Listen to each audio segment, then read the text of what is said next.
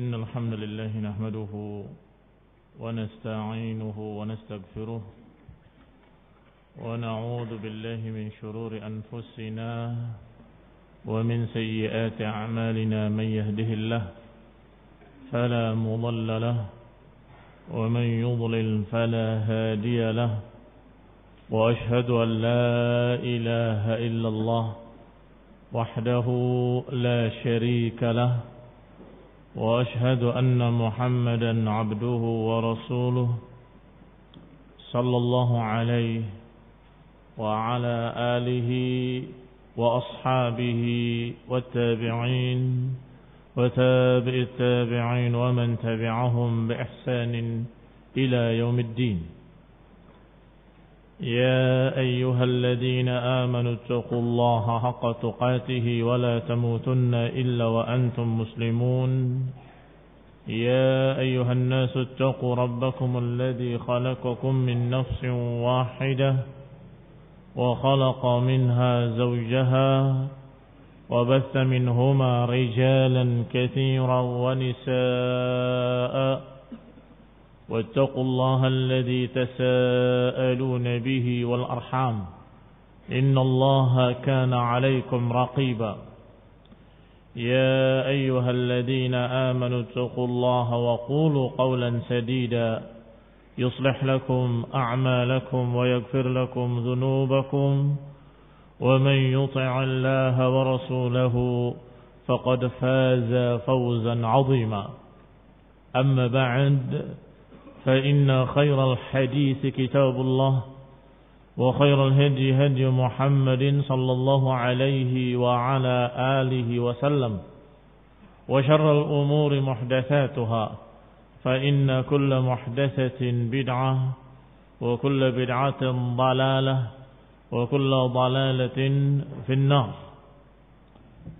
Ikhwani fi din, a'azakumullah, kaum muslimin yang saya hormati.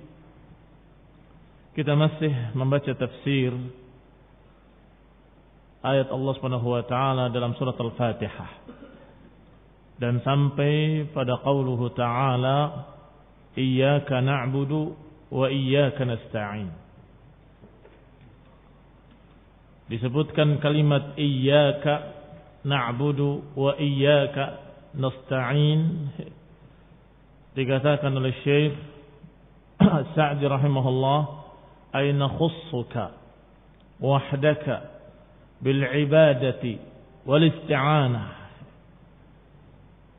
Yani mengkhususkan engkau, kami mengkhususkan engkau ya Allah, wahdaka, sendirinya, dengan ibadah dan isti'anah. Kenapa diartikan, ditafsirkan dengan nakhussuka, mengkhususkan engkau dalam ibadah dan mengkhususkan engkau dalam meminta pertolongan? Karena taqdim al-ma'mul yufidul hasr, karena didahulukannya al-ma'mul itu memberikan faedah pengkhususan. Yani kalimat al-hasr menunjukkan makna al-hasr, hanya kepadamu. Demikian bahasa Arab kalau ma'mulnya didahulukan. Beda dengan kalau kita berkata na'buduka wa nasta'inuka, aku beribadah kepadamu dan aku meminta tolong kepadamu. Ini masih tidak mengandung makna takhsis, tidak mengandung makna pengkhususan. Bisa saja seorang berkata aku beribadah kepadamu, tetapi beribadah pula pada yang lain. Nasta'inuka, aku minta tolong kepadamu, tapi dia minta tolong pula kepada selain Allah Ta'ala.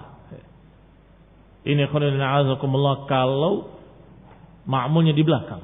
Tetapi kalau didahulukan ma'mulnya iyyaka na'budu wa iyyaka nasta'in, kepadamu aku beribadah dan kepadamu aku meminta pertolongan, ini maknanya takhsis.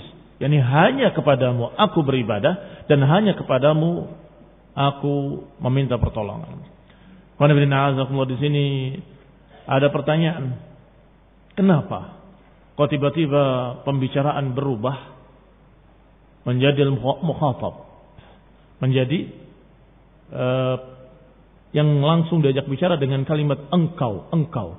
Padahal di ayat pertama, kedua, dan ketiga dengan dhamir ghaib.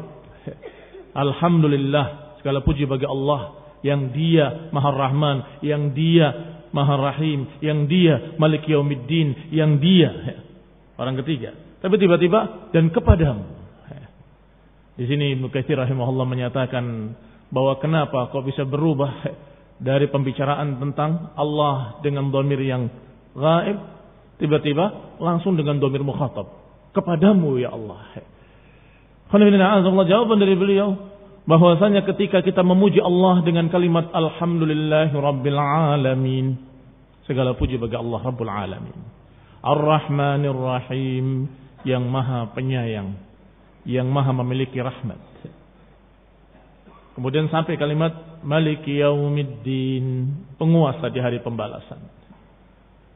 Maka dengan pujian tadi kita semakin dekat dengan Allah. Semakin dekat dengan Allah, maka ketika kita sudah dekat dengan Allah, kita katakan, ya Allah, aku kepadamu beribadah. Aku kepadamu minta pertolongan. Seakan-akan dengan puji-pujian pada Allah tadi kita semakin dekat. Ketika sudah dekat, maka kita menyatakan dengan dhamir mukhatab dan menyatakan, kepadamu ya Allah aku beribadah, dan hanya kepadamu kami meminta pertolongan. Dan ini digandengkannya kalimat iyyaka na'budu wa iyyaka nasta'in. Ada beberapa pelajaran yang kita dapatkan. Pertama, didahulukannya ma'mul sebagaimana dikatakan oleh Syekh Sa'di bahwa itu memberikan faedah takhsis, pengkhususan. Wa huwa itsbatul hukmi lil madhkur, yaitu menetapkan hukum tadi hanya kepada yang disebut saja, tidak yang lain. Wa nafyuhu amma adahu, dan berarti meniadakannya, menafikannya kepada selainnya. Tidak beribadah kepada selainnya, tidak meminta tolong kepada selainnya, hanya kepada Engkau ya Allah. Faka'annahu yaqul, maka seakan-akan berkata, na'buduka wa la na'budu ghairak, wa nasta'inu bika wa la nasta'in bighairika. Seakan-akan kita berkata kepada Allah, kami beribadah hanya kepadamu dan tidak kepada selainmu. Kami meminta pertolongan kepadamu dan tidak kepada selainmu. Ini faedah pertama, at-takhsis. Dan juga ada penekanan berikutnya kalimat iyyaka karrara, diulang 2 kali. Diulang 2 kali, ini juga sebagai ta'kid. Dan biasanya dalam bahasa Arab sekali saja sudah cukup untuk 2 fi'il. Iyyaka na'budu wa nasta'in, itu bisa. Dan maknanya sama. Kepadamu kami beribadah dan meminta tolong. Sama toh? Kepadamu kami beribadah dan meminta pertolongan. Kalimat iyyaka cukup sekali. Iyyaka na'budu wa nasta'inu. Kepadamulah atau hanya kepadamu kami beribadah dan meminta pertolongan. Kenapa harus diulang 2 kali? Iyyaka na'budu wa iyyaka nasta'in. Ini mendapatkan lagi faedah berikutnya dari ketinggian bahasa Al-Quran, bahasa Arab yang sangat fasih, bahwa karrara, kata Ibnu Katsir rahimahullah, adalah ta'kidan, menekankan bahwa kita mengesahkan Allah dalam ibadah dan juga mengesahkan Allah dalam masalah isti'anah, dalam masalah berdoa. Dan ini namanya atfu al-amal al-khas atau atful khas alal am, terbalik. Menggandengkan yang khusus kepada yang am. Kalimat ibadah itu am, lebih umum daripada kalimat isti'anah. Bisa dikatakan bahwa isti'anah termasuk ibadah, dan itu tidak mengapa dalam bahasa Arab, karena memiliki faedah berikutnya lagi, yaitu faedah bahwa yang disebut secara khusus adalah perkara yang sangat penting, perkara yang sangat diperhatikan, fi'il ihtimam aktsar, lebih dipentingkan. Misalnya seperti ketika kita menyatakan inna salati wa nusuki wa mahyaya wa mamati, untuk Engkau lah ya Allah, aku salat, aku puasa, aku ibadah, dan juga hidupku dan matiku lillahi rabbil alamin. Disebut hidupku, di dalam hidupnya ada salat toh. Iya kan? Ada ibadah toh. Ada sembelihan toh. Kenapa perlu disebut yang rincinya? Salatku, sembelihanku, dan hidupku semuanya. Artinya hidupku semuanya untukmu ya Allah, khususnya salat dan ibadah. Ini juga sama. Kami beribadah hanya kepadamu ya Allah, khususnya isti'anah. Karena isti'anah termasuk ibadah. Al-isti'anah kepada Allah termasuk ibadah. Karena itu termasuk doa. Harapan kepada Allah. Wa du'a'u huwal ibadah. Sebagaimana diriwayatkan dalam riwayat yang sahih. Ad-du'a huwal ibadah. Itu yang lebih sahih daripada lafaz ad-du'a huwa mukhul ibadah. Ini yang lebih lemah. Yang lebih sahih ad-du'a huwal ibadah. Doa itu ibadah. Berarti digandengkannya iyyaka na'budu iyyaka nasta'in adalah atful khas 'alal 'am. Digandengkannya yang khusus kepada yang umum. Kalimat pertama, iyyaka na'budu, mencakup seluruh ibadah. Di dalamnya ada salat hanya untukmu, puasa hanya untukmu, semua ibadah hanya untukmu, termasuk berdoa hanya untukmu, itu ibadah juga. Termasuk di dalam kalimat pertama, iyyaka na'budu. Tetapi kemudian dikhususkan, wa iyyaka nasta'in, dan juga meminta pertolongan khusus kepadamu. Dan ini atful khas 'alal 'am, apa yufid? Yufidul ihtimam. Memberikan faedah, mementingkan yang disebut tadi bahwa isti'anah itulah sesuatu yang harus juga kepada Allah saja dan harus dimurnikan hanya kepada Allah Taala.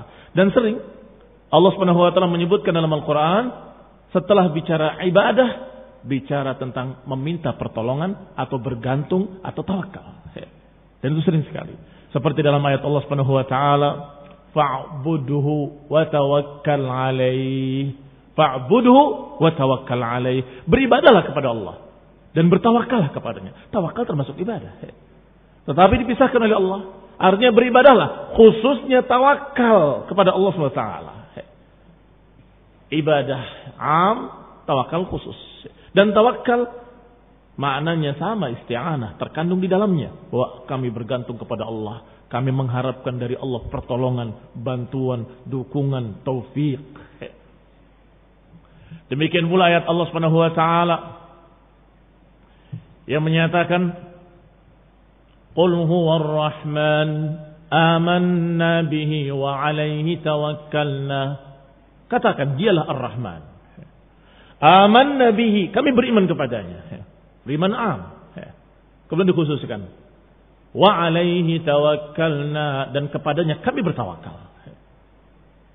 Demikian pula ayat lain, Rabbul Masyriqi wal Maghribi la ilaha illa huwa fattakhidhu wakila. Dialah Rabbul Masyriq wal Maghrib. La ilaha illa hu, tiada ilah yang berhak diibadahi kecuali Dia. Fattakhidhu wakila, jadikanlah Dia sebagai wakil, sebagai tempat bergantung. Demikian pula ayat yang bersama kita, iyyaka na'budu wa iyyaka nasta'in. Kepadamu lah ya Allah kami beribadah, dan juga hanya kepadamu kami meminta pertolongan. Barakallahu fikum. Beribadah hanya kepada Allah, khususnya masalah isti'anah hanya kepadamu saja, tidak kepada yang lain. Tayyib, apa makna ibadah? Qala wa qaddama al-ibadah 'ala al-isti'anah min bab taqdim al-'amal al-khass wa ihtimaman bi taqdimi haqqihi ta'ala 'ala haqqi 'abdihi. Bahwa didahulukannya ibadah atas isti'anah adalah karena didahulukannya yang am atas yang khas, dan digandengkannya yang khas atas yang am, yang terbalik. Taqdimul am alal khas, didahulukan yang umum dulu kemudian yang khusus. Atau dengan bahasa lain, atful khas alal am, digandengkannya yang khusus kepada yang am. Wa ihtimaman bi taqdimi haqqihi ta'ala ala haqqi 'abdihi, dan karena lebih mementingkan hak Allah daripada hak hambanya. Taib, apa itu ibadah? Hak Allah yang harus dilakukan kepada para hamba. Iya kan? Taib, apa isti'anah? Hak hamba yang diminta kepada dari Allah. Sahih? Apa maknanya isti'anah? Meminta pertolongan. Hamba meminta haknya dari Allah Subhanahu wa taala. Ya Rabb, kami sudah berupaya untuk beribadah kepadamu, kami mengisahkan engkau dan sebagainya, maka berilah kepada kami aun, pertolongan. Mana yang lebih didahulukan, hak Allah atau hak hamba? Hak Allah dulu. Maka disebutkan dengan iyyaka na'budu dulu, baru kemudian iyyaka nasta'in. Min taqdim, didahulukannya hak Allah ala haqqi 'abdihi, atas hak hambanya. Wal ibadah ismun jami'un likulli ma yuhibbuhu Allah wa yardah. Yang namanya ibadah adalah nama dari seluruh apa yang dicintai oleh Allah Subhanahu wa taala dan diridhoinya. Semua yang dicintai oleh Allah dan diridhoi oleh Allah, maka itu ibadah. Sehingga ibadah tidak hanya salat, puasa, haji dan zakat. Kadang-kadang perkara-perkara tersebut disebut dengan ibadah mahdhah. Ibadah mahdhah, ibadah yang murni, yang hanya ibadah di dalamnya, yang tidak ada kaitannya dengan yang lain. Tetapi sesungguhnya nama ibadah itu mencakup semua yang diridhai oleh Allah Subhanahu wa taala. Amalan sekecil apapun, kalau diniatkan untuk Allah dan diridhai oleh Allah sesuai dengan sunnah Rasulullah, maka itu ibadah. Sehingga walaupun imatatul adha atau imatatul adha 'anil tariq, menghilangkan gangguan dari jalan kaum muslimin, dikerjakan karena Allah, maka itu ibadah dan termasuk iman. Walaupun sekecil itu, bahwa iman a'laha la ilaha illallah wa adnaha, yang paling rendahnya imatatul adha 'anil tariq, menghilangkan gangguan dari jalan, maka itu pun ibadah. Kamu berbuat kebaikan sekecil apapun, kalau diridhai oleh Allah Subhanahu wa taala, niatnya karena Allah Subhanahu wa taala dan sesuai dengan sunnah Rasulullah SAW, maka itu ibadah. Berarti semua yang diridhai, semua yang dicintai oleh Allah Subhanahu wa taala, maka itu adalah ibadah. Dikatakan ismun jami'un likulli ma yuhibbuhu Allah wa yardah minal a'mali wal aqwali dhahirah wal batinah. Semua yang dicintai oleh Allah dari perbuatan-perbuatan ataupun ucapan-ucapan yang lahir maupun yang batin, yang zahir terlihat ataupun yang tersembunyi dalam hati. Ucapan yang di lidah atau ucapan yang di hati, kalau diridhoi oleh Allah, itu ibadah. Amalan yang kelihatan zahir dengan anggota badan dan amalan hati, mencintai, membenci, mencintai yang pantas dicintai dan membenci siapa yang pantas dibenci, kalau cocok dengan apa yang Allah kehendaki dan dicintai oleh Allah, maka itu ibadah juga. Zahirah wal batinah, yang lahir maupun yang batin, yang tampak maupun yang tidak tampak. Syaratnya dicintai oleh Allah Subhanahu wa taala. Maka kata Ibnu Qayyim rahimahullah, ini definisi apa yang disebutkan oleh Syekh Sa'di rahimahullah, dinukil dari ucapan Syekhul Islam Ibnu Taimiyah dalam kitab Al-Ubudiyah. Sedangkan Ibnu Qayyim rahimahullah menyatakan wa madaruhu 15, dan lingkup ibadah ini ada 15. Man kammalaha kammala maratiba al-ibadah. Siapa yang menyempurnakannya berarti dia menyempurnakan peringkat-peringkat ibadah. Dan siapa yang kurang berarti kurang lengkap, kurang sempurna ibadahnya. Apa itu 15? Kata Ibnu Qayyim rahimahullah, penjelasannya adalah bahwa ibadah dilakukan dengan lisan, dilakukan dengan anggota badan, dan dilakukan dengan hati. Berarti ada 3 ibadah. Ibadatul lisan, ibadatul jawarih, wa ibadatul janan. Atau dengan bahasa Ibnu Qayyim, ibadatul lisan, ibadatul janan, wa ibadatul arkan. Semuanya dengan nun. Lisan, lidah. Janan, qalb, hati. Arkan, ini anggota badan. Ada 3 macam ibadah. Ibadah dengan ucapan, ibadah dengan hati, dan ibadah dengan anggota badan. Dan masing-masing dari 3 macam ibadah ini memiliki 5 hukum. Ada yang wajib, ada yang haram, ada yang dianjurkan, ada yang sebaiknya ditinggalkan, dan ada yang mubah. Maka siapa yang mencocoki 5 hukum ini berarti dia menyempurnakan ibadah. Ucapan misalnya, kalau ucapannya dicocokkan dengan 5 hukum tadi, yang wajib-wajibnya dikerjakan dengan lidah, diucapkan, seperti wajibnya membaca dalam salat, wajibnya bersyahadat la ilaha illallah Muhammadur Rasulullah, dan meninggalkan yang haram, ucapan-ucapan syirik, ucapan dusta, ucapan persaksian palsu dan sebagainya ditinggalkan. Yang wajib dikerjakan, yang haram ditinggalkan. Dan yang dianjurkan, yang mustahabbah, berupaya untuk dilengkapi atau berupaya untuk dikerjakan dengan lidahnya, ucapan-ucapan yang baik.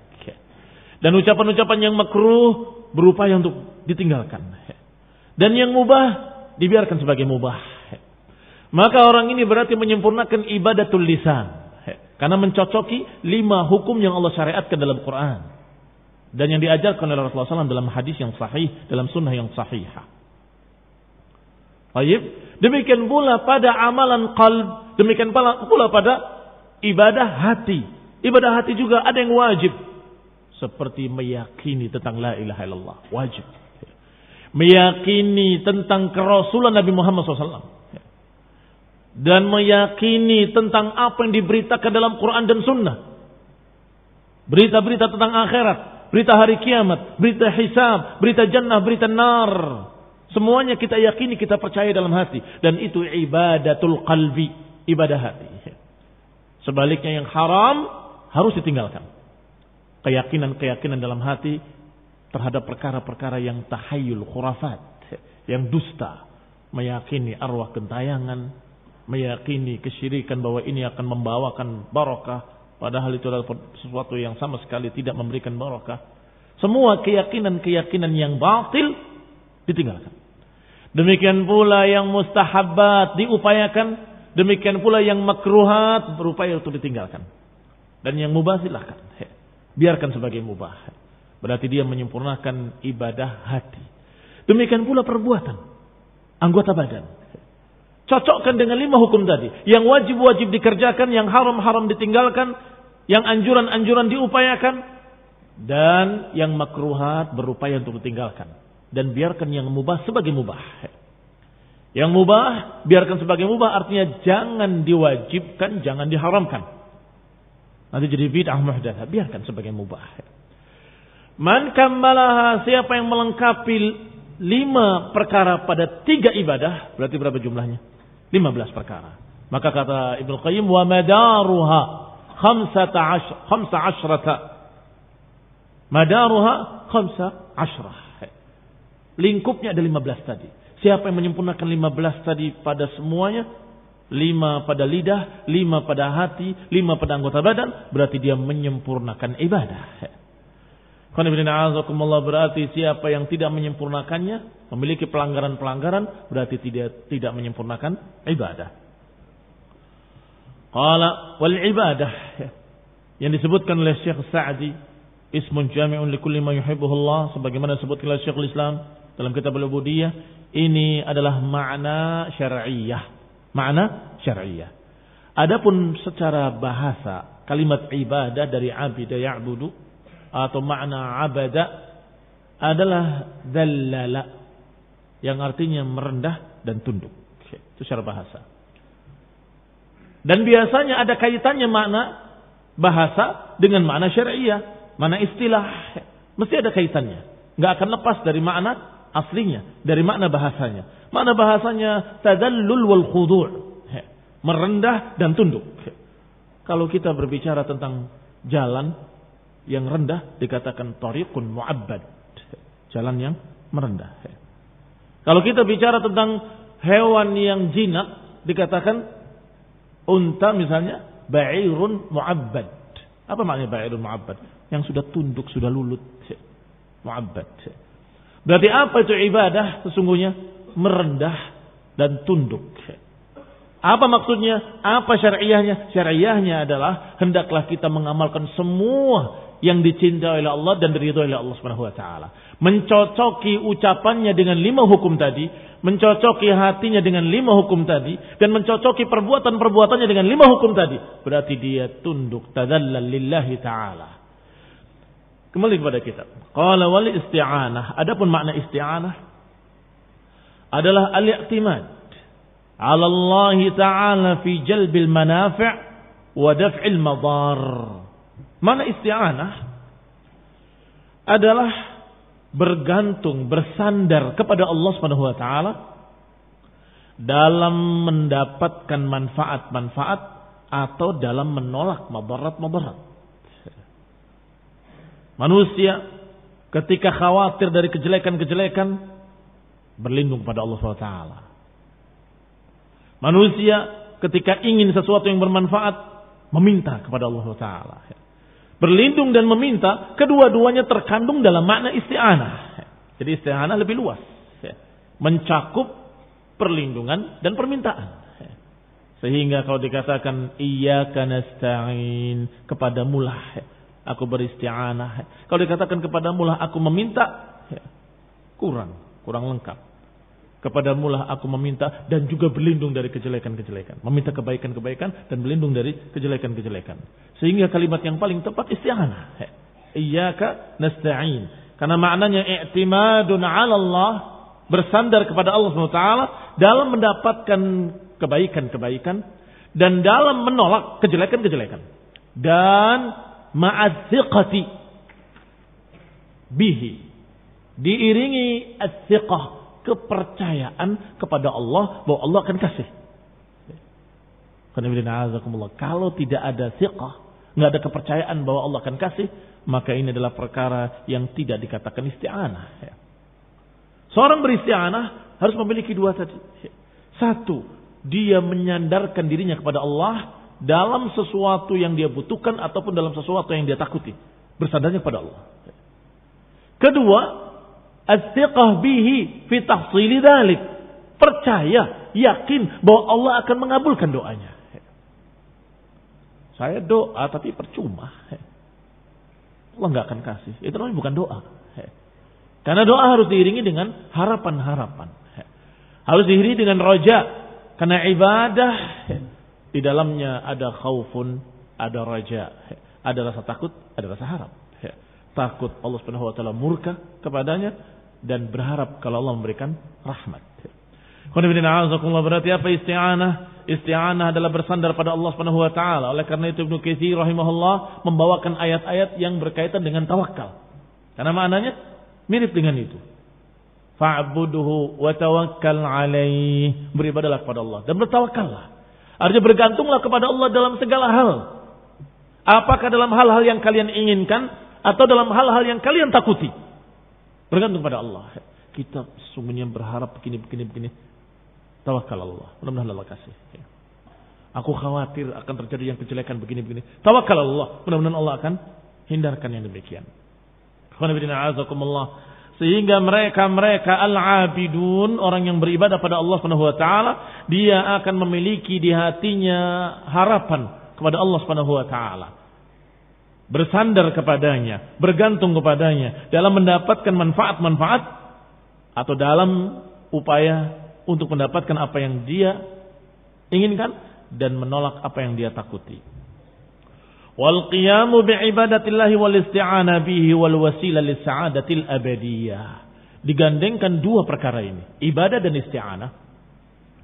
Karena dengan tegaknya dua perkara ini akan tegak pula sa'adah al-abadiyah. Sa'adah kebahagiaan al-abadiyah yang kekal abadi. Abadiyah ini abadi, kekal. Kenapa kekal? Karena kebahagiaannya dunia wal ukhra, dunia wal akhirah, dunia dan akhirat.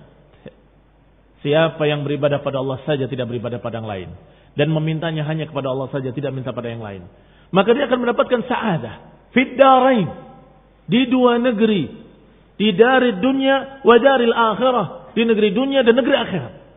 Maka dikatakan sa'adah al-abadiyah oleh Syekh Sa'di rahimahullah. Wa najata min jami'i syurur, dan orang tersebut akan mendapatkan keselamatan. Najah, keselamatan. Min jami'i syurur, dari segala macam kejelekan-kejelekan. Dunia apa akhirat? Dua-duanya. Kejelekan dunia dan kejelekan akhirat. Subhanallah. Kulli syurur, segala macam syurur, dunia wal akhirah. Fala sabila ila najati illa bil qiyami bihima. Maka tidak akan dia selamat kecuali dengan menegakkan dua perkara. Ibadah hanya kepada Allah dan bergantungnya hanya kepada Allah. Ibadah itu kita memberikan penghambaan kita kepada Allah Ta'ala dengan mengamalkan perintah-perintahnya, menjauhi larangan-larangannya. Sedangkan isti'anah adalah kita meminta apa yang kita butuhkan kepada Allah Subhanahu wa taala dan berlindung dari apa yang kita takuti kepada Allah Subhanahu wa taala. Kalau dua-duanya tegak, maka itu adalah seluruh agama. Agama ini seluruhnya, syariat dari awal sampai akhirnya diringkas menjadi dua perkara. Ibadatullah wal isti'anah billah. Subhanallah. Oleh karena itu dikatakan oleh Ibnu Katsir rahimahullah, ayat dua ini, iyyaka na'budu wa iyyaka nasta'in, atau dua kalimat ini dalam satu ayat merupakan intinya surat Al-Fatihah. Dan surat Al-Fatihahnya adalah intinya seluruh Al-Quran. Subhanallah.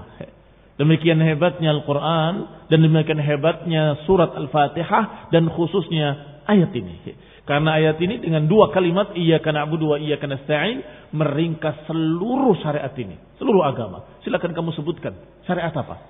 Termasuk terkandung dalam kalimat iyyaka na'budu wa iyyaka nasta'in.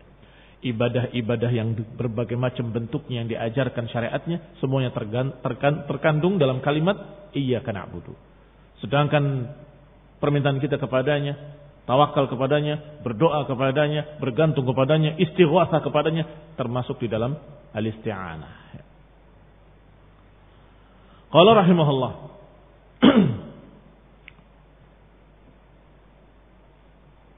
wa innama takunu al-ibadatu ibadatan idza kanat ma'khudatan an Rasulillah sallallahu alaihi wasallam maqsudan biha wajh Allah.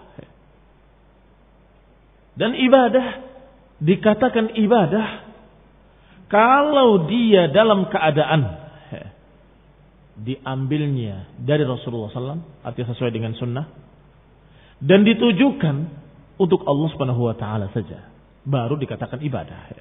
Dua syarat ini harus. Ma'khudatun an Rasulillah, diambilnya dari Rasulullah, berarti ibadah harus sesuai dengan ajaran Rasul. Dan maksud, tujuannya maksudah adalah untuk Allah Subhanahu wa taala, tidak yang lain. Fa bihadzainil amrayn takunu ibadatun. Maka dengan dua perkara ini jadilah ibadah. Kanatnya sekarang atau takununya sekarang tamah, bukan naqisah. Kalau yang tadi naqisah, ada isim kana, ada khabar kana, yaitu takunul ibadatu ibadatan. Tetapi yang terakhir, bihadainil amrain takunu ibadatun. Dengan dua perkara ini terjadilah ibadah, terwujudlah ibadah. Itu maknanya. Wa dzakara al-isti'anah ba'da al-ibadah ma'a dukhulihima fiha. Ma'a dukhuliha fiha. Disebutkan dua, isti'anah dan ibadah. Padahal isti'anah termasuk ibadah. Limadha lihtiyajil 'abdi fi jami' ibadatihi ila al-isti'anati billah. Kata Syekh Nasr Sa'di rahimahullah, kenapa disebut isti'anah padahal sudah termasuk dalam ibadah? Kenapa kok diulang? Padahal sudah termasuk dalam ibadah. Karena seorang hamba sangat butuh lihtiyajil 'abd, karena butuhnya seorang hamba fi jami'i ibadatihi, butuhnya seorang hamba dalam seluruh ibadahnya butuh kepada pertolongan Allah Subhanahu wa taala. Jangan merasa sombong kita bisa beribadah tanpa bantuan Allah. Kalla, tidak mungkin. La haula wala quwwata illa billah. Tiada kekuatan dan daya upaya kecuali dengan bantuan Allah. La haula wala quwwata illa billah. Maka kita bisa ibadah, bisa sholat, bisa puasa, bisa ngaji, bisa belajar, bisa segala macam kita kerjakan karena bantuan Allah Subhanahu wa taala. Kalau tanpa bantuan Allah kita nggak bisa apa-apa. Tanpa pertolongan Allah kita nggak bisa apa-apa. Maka kita menyatakan, ya Rabb, iyyaka na'bud, kami hanya kepadamu beribadah. Tapi kami nggak akan mampu tanpa pertolonganmu ya Allah. Maka kami pun meminta hanya kepadamu. Paham? Lihat kata Syekh Nasr Sa'di rahimahullah, bahwa digandengkannya isti'anah setelah ibadah, padahal isti'anah termasuk ibadah. Karena seorang hamba ketika beribadah apapun tidak mungkin lepas dari pertolongan Allah, enggak mungkin bisa tanpa bantuan dari Allah Subhanahu wa taala. Fa innahu in lam yu'inhu Allah karena dia kalau tidak dibantu oleh Allah, lam yahsul lahu ma yuriduh, enggak akan bisa dia mewujudkannya walaupun dia ingin. Tetapi kalau Allah tidak bantu, tidak akan bisa mewujudkan ibadah sebagaimana mestinya. Min fi'lil awamir wajtinabin nawahi. Apakah pada perkara ketaatan, mentaati perintah-perintahnya, ataupun ketika menjauhi larangan-larangannya, enggak akan mampu, enggak akan bisa tanpa pertolongan Allah Subhanahu wa taala. Berarti mengikrarkan tauhid bahwa aku tidak beribadah kecuali kepada Engkau, ya Allah, kami hanya beribadah kepadamu, tidak kepada yang lain. Tetapi diiringi pula, ya Allah, bahwa aku ini makhluk yang lemah, kami fakir, kami enggak mampu, kami enggak bisa tanpa bantuan Engkau. Kaum muslimin yang saya hormati, sebagaimana ucapan-ucapan para anbiya, seperti ucapan Nabi Musa alaihissalam, bahwa aku min khairin faqir, aku terhadap kebaikan fakir, butuh ya Allah, aku butuh. Demikian pula dicontohkan dalam sekian banyak ayat untuk kita beribadah kepada Allah Subhanahu wa ta'ala, untuk meminta kepadanya, meminta bantuannya dalam beribadah. Apa disunahkan? Kalau dikatakan hayya 'alas shalah, apa kita ucapkan? La haula wala quwata illa billah. La haula wala quwata illa billah. Artinya diajak kita ibadah, kita menjawab, tanpa daya dan kekuatan Engkau aku enggak akan mampu ya Allah. Tidak ada kekuatan dan daya upaya kecuali dengan bantuanmu. Subhanallah. Ini sebagai contoh-contoh bahwa diajarkan dalam sunnah untuk kita mengakui kelemahan kita. Mengakui bahwa kita tanpa bantuan Allah, tanpa kekuatan Allah enggak akan bisa untuk berbuat apapun. Enggak akan bisa untuk beribadah kepadanya. Enggak akan bisa sholat dengan baik. Enggak akan bisa berpuasa dengan baik. Enggak bisa dia sedekah tanpa bantuan Allah Subhanahu wa ta'ala. Maka hendaklah kita mengakui kekurangan kita, bahwa kita betul-betul hamba yang fakir, fuqara'u ilallah, fuqara' ilallah, yang sangat butuh kepada Allah Subhanahu wa ta'ala. Ibadahnya tentunya dengan mengharapkan wajah Allah. Apa maknanya mengharapkan wajah Allah? Ada yang berkata ibadah kita berarti harus mengharapkan balasan dari Allah. Yani muhtasiban. Orang sufi mengkritik, enggak bisa. Kalau beribadahnya karena pengen bayaran, itu ibadahnya para pegawai. Pengen dibayar. Ya kalau gitu beribadah karena takut diazab. Anda bisa, kata mereka. Kalau ibadah karena takut, itu ibadahnya para budak. Budak itu akan turut sama tuannya karena takut. Karena mereka sufi menyatakan hanya cinta saja. Sesungguhnya terkandung dalam satu perkara, tidak dipisah-pisahkan. Harapan keridhaan Allah, harapan surga, takut dari azabnya, takut dari neraka, itu semua tidak bertentangan sama sekali. Mereka yang mempertentangannya berarti mereka dalam keadaan memiliki kesesatan dalam hatinya. Bahwa tiga perkara enggak bisa dipisahkan. Seorang yang berharap pada Allah pasti mengandung rasa takut. Takut gak diberi apa yang diharapkannya. Iya kan?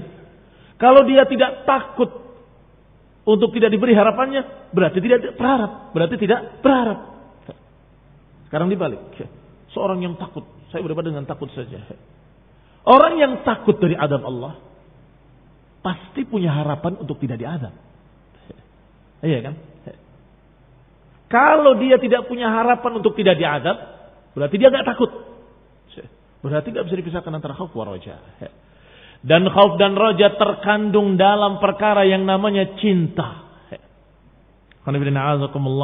Cinta yang dipahami di dunia saja mesti terkandung. Ada harap-harap cemas, harapan kebaikan dari yang dicintainya dan takut kejelekan dari yang dicintainya. Maka terkandung rasa harap dan rasa takut pada yang dicintainya. Maka demikianlah ibadah kepada Allah Subhanahu wa taala dengan cinta yang terkandung di dalamnya rasa harap dan rasa takut. Dan tidak mengapa, tidak salah seorang yang beribadah karena mengharapkan surga yang Allah persiapkan dan karena takut neraka yang Allah persiapkan. Tidak mengapa. Bahkan disuruh untuk takut dalam beberapa ayatnya. Apakah dikatakan dengan kalimat wattaqun naral lati waquduha an-nas wal hijarah, takutlah kalian pada neraka yang bahan bakarnya batu dan manusia. Allah yang mengancamnya. Maka kalau kita takut, benar menuruti perintah Allah Ta'ala untuk takut pada neraka. Demikian pula surga. Allah suruh kita untuk berharap. Wasari'u ila maghfiratin min rabbikum wa jannah. Bersegeralah kalian kepada maghfirah Allah dan jannah arduha ka'ardis sama'i wal ard. Yang luasnya seluas langit dan bumi. Disuruh untuk berharap surga. Sehingga barakallahu fikum. Kalau kita berdoa kepada Allah, beribadah pada Allah Ta'ala dengan harapan jannah dan takut neraka, itu sudah cukup. Karena dia beriman pada Allah, maka takut pada ancaman Allah. Karena dia beriman kepada Allah, maka dia berharap apa yang Allah persiapkan dari jannah. Ketika ada seorang A'rabi datang, dikisahkan dalam tafsir Ibnu Katsir, kemudian diajarkan berbagai macam perkara oleh Mu'adz. Mijatan. Diajarkan doa-doa. Kemudian datang kepada Nabi dan menyatakan, ya Rasulullah, inilah uhsin dandanataka walad dandanata Mu'adz. Innama as'alullah al-jannah wa a'udzu bihi minan nar. Arabi, memang kebanyakan mereka orang-orang yang sangat awam, sangat bodoh. Sehingga ketika diajarkan dia nggak paham-paham, dia mengatakan, ya Rabb, ya Rasulullah, inilah uhsin. Aku nggak bisa mengucapkan seperti dandanataka wa dandanata Mu'adz. Nggak bisa mengucapkan yang diajarkan oleh Mu'adz dan olehmu. Tapi yang penting aku minta kepada Allah surga dan aku berlindung dari neraka. Apa jawaban Rasulullah SAW? Haulaha nudandin. Haulaha nudandin, memang sekitar itu kami berdoa. Apalagi? Haulaha, sekitar itu kami berdoa, yaitu mengharapkan jannah dan berlindung dari neraka. Itu intinya. Baru kemudian setelah mengikrarkan iyyaka na'budu wa iyyaka nasta'in, sebagaimana pernah disinggung bahwa dikatakan hadza baini wa baina abdi. Ini antara aku dengan hambaku. Yang awal, ini untukku, kata Allah. Alhamdulillah Rabbil Alamin, Ar-Rahmanir Rahim, Maliki Yaumiddin. Begitu iyyaka na'budu wa iyyaka nasta'in, dikatakan oleh Allah SWT, hadza baini wa baina abdi. Ini antara aku dengan hambaku. Iyyaka na'bud, dari hamba untuk Allah. Iyyaka nasta'in, hamba meminta dari Allah. Dari Allah diberikan pada hamba. Baik. Baru setelah itu ihdinas siratal mustaqim, kepadamulah kami, atau dikatakan meminta hidayah, tunjuki kami ke jalan yang lurus. Hadza li'abdi wa li'abdi ma sa'al, kata Allah. Ini untuk hambaku dan untuk hambaku apa yang dia minta. Diberi oleh Allah dan dikabulkan oleh Allah Subhanahu wa taala. Berdoa ketika meminta siratal mustaqim, meminta petunjuk, meminta hidayah ke jalan yang lurus. Kalau